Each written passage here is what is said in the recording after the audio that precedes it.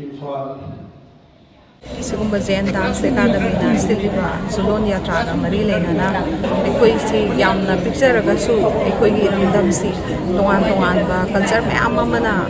punsilaga tongan group mayam amana kulingba adugumba kunai amani aduna Jhulon hairiba simaksu ekoi gi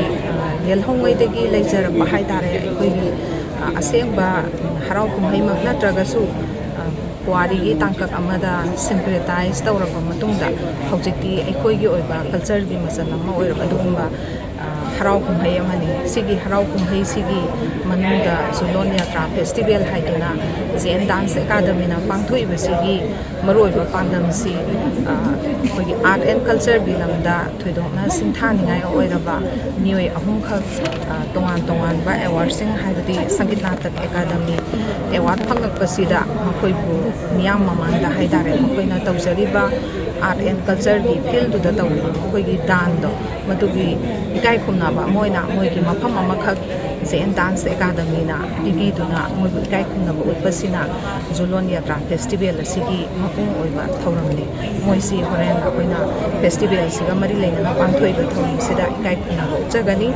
hairiba miyoi ahumasi ahanbada Srimati arte Thambalsana Devi ani subada Srimati Nalini Devi amasung ahum suba sina Srimati L Bedabati Devi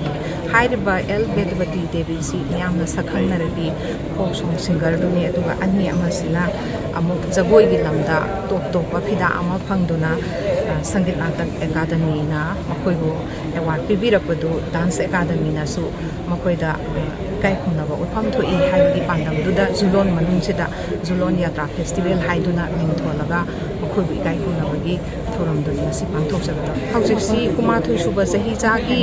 hogalakpa haitara khoisi sugumba matam sidadi ayambana Jhulon da saruk yari singsi haujiki matam sidadi laikai gi mandop sidi amna likna ahalloirabi